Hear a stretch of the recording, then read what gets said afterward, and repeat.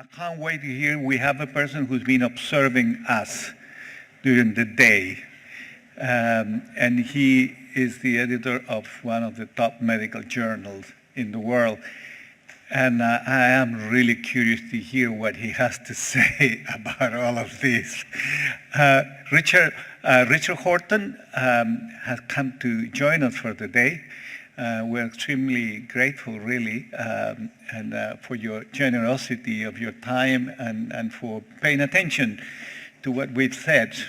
After that, I just want to say thank to a few people, and then we'll go for drinks. Richard, please. Oh, you wanna? You can sit down. I mean, relax and put your feet on the table like Boris Johnson. Ricardo, thanks so much, and thank you for staying. Of course, you're staying for the reception. I understand that. I remember when my daughter was very little going to her birthday parties of her friends, and all the children were immensely excited about going to the birthday party, and they all bought presents. But I did notice that there was often one child who didn't quite fit in, who often complained and sulked and sat in a corner and was generally rather difficult, who you were all rather glad not to see again at the end of the party. And I'm going to be that child. First, though, let's be clear, you do have reasons to celebrate. I've been at the Lancet way too long, and I can remember back in the early 2000s just how bad it was. That was the era of the Millennium Development Goals. You didn't have a single mention in the MDGs. There was an emerging movement around non-communicable diseases. You were shut out of it. There was a pretty weak research base, or at least an embryonic research base at that time. There was very little global advocacy, and as you've heard from Graham, stigma was the order of the day. Now, you've been very kind, some of you, about the Lancet and our role, but actually that's all nonsense, because what actually made a difference was an appendix to a report that actually has been much reviled in the history of global health. And that was the World Development Report 1993. And if you go to that report on page 213, you'll find Appendix B. And that's when it all exploded for you. Under the title, The Global Burden of Disease Study 1990, a bunch of things called DALYs were reported for the first time, disability-adjusted life years. And across a table for men and women measuring DALYs was a category called neuropsychiatric conditions. And within that category was included depressive disorders, bipolar affective disorders, psychoses, alcohol drug dependence, and PTSD. And when the number of DALYs was added up for men and for women, it was approximately 7% of total DALYs could be accounted for by neuropsychiatric conditions. Now that doesn't seem very much, but what was shocking was that neuropsychiatric conditions had more DALYs than TB, more disability-adjusted life years than malaria, more than cancer, all cancers, more than ischemic heart disease, more than stroke. Who knew? Nobody knew at the time, in 1993, in such a comprehensive way, that neuropsychiatric conditions played such an important part in global health. And the world literally was never the same again.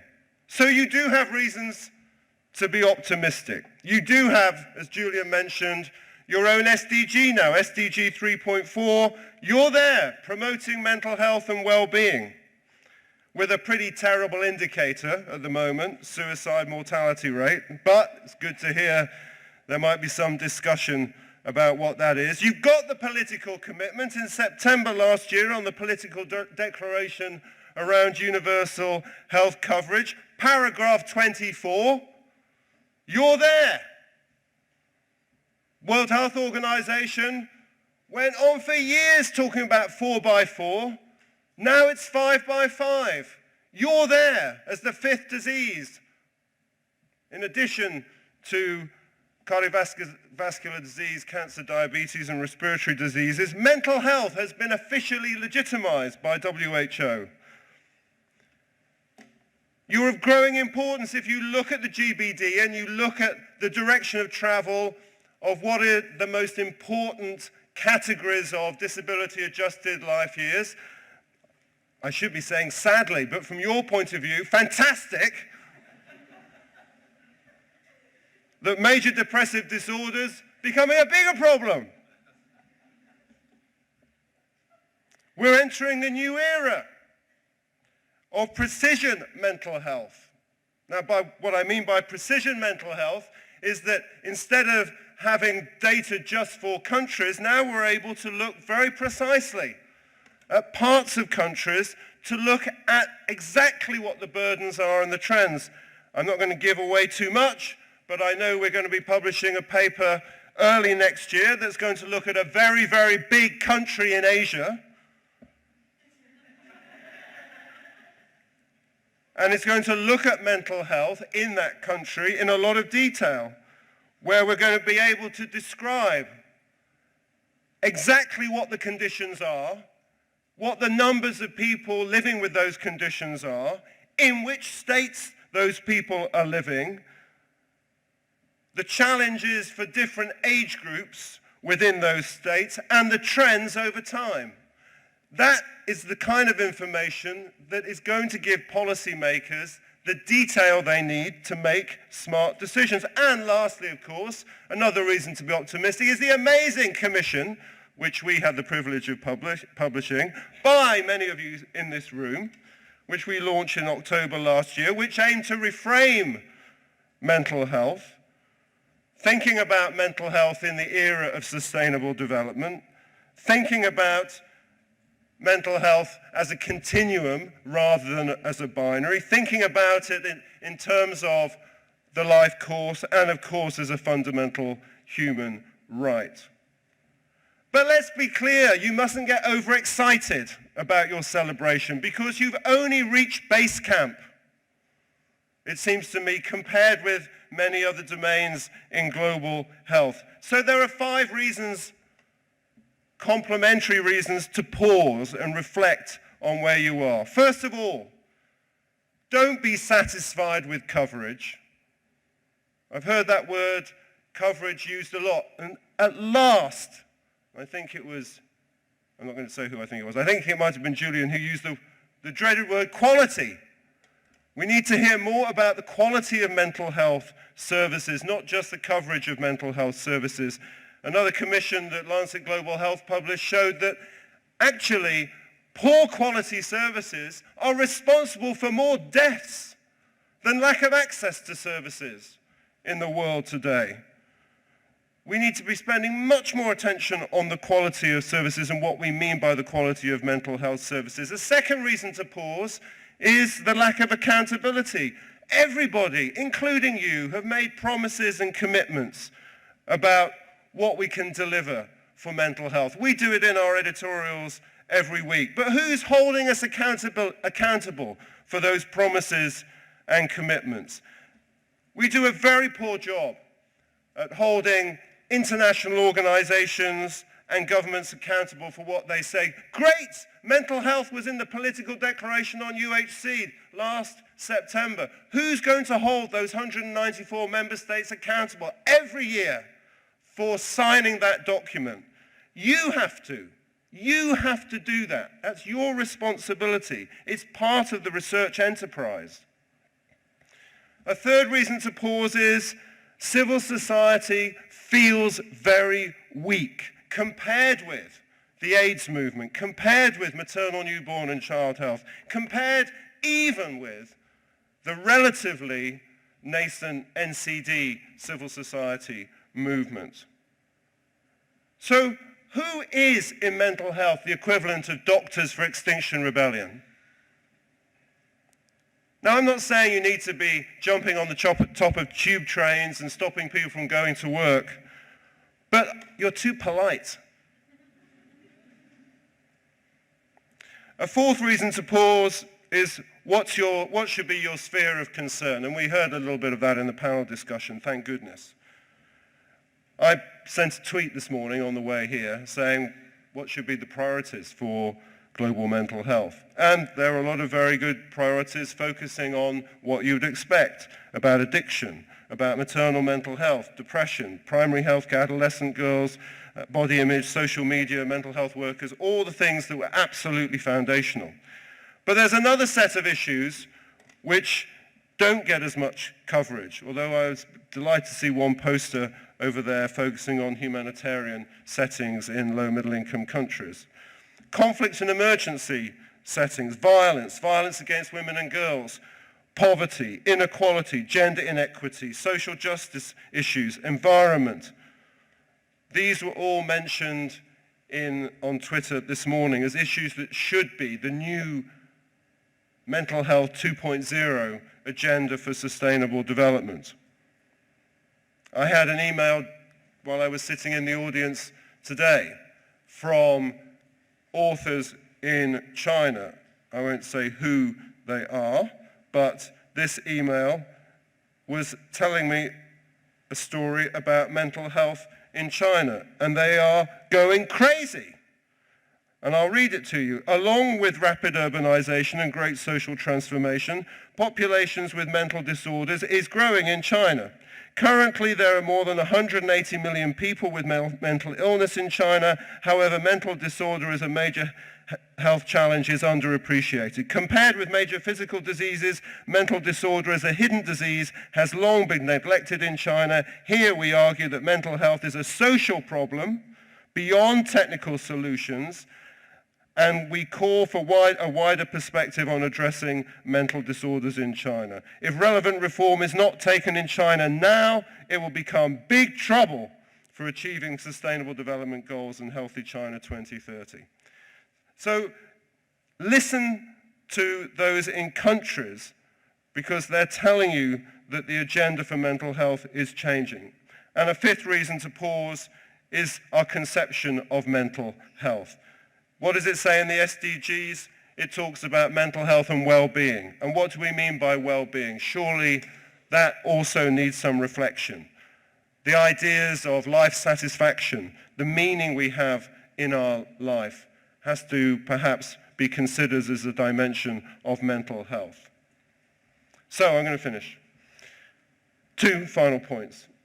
What was the reason for your success? That was the question in the opening panel this morning. And you reflected on the Wellcome Trust, and the Lancet was mentioned, and I've mentioned the GBD. No, it wasn't any of that, actually. The reason why you were so successful is that you were the most stigmatized, marginalized, dismissed, ignored, criticized, demeaned, disparaged, belittled, rejected, banished health community in global health. And I remember sitting around the table in the mid-2000s with Vikram and Graham and Martin and Shekhar, and everybody just looked so sad.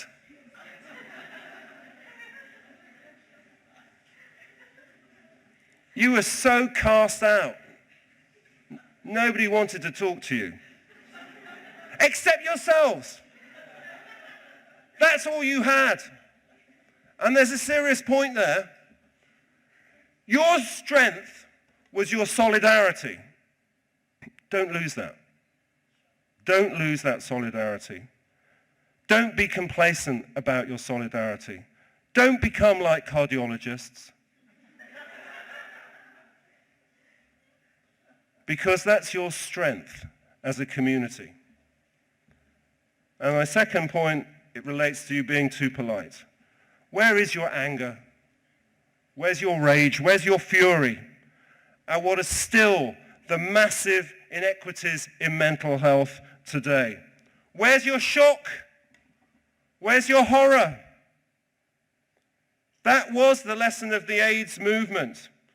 And I'm not being simplistic about it. The AIDS movement was a struggle for justice for people living with AIDS. Your movement is a struggle for justice for people living with mental health conditions. Remember the chants from the AIDS movement. Black, white, gay, straight. AIDS does not discriminate. What's your chant? George Bush, you can't hide. We charge you with genocide. I'm sure you can think of some rhymes for Johnson and Trump. So think of them. What the AIDS movement did, and did very well, was put science in the service of political advocacy. That's what the movement for global mental health stands for, putting science in the service of political advocacy to achieve justice for those living with mental health conditions. You can do it. Thank you for inviting me.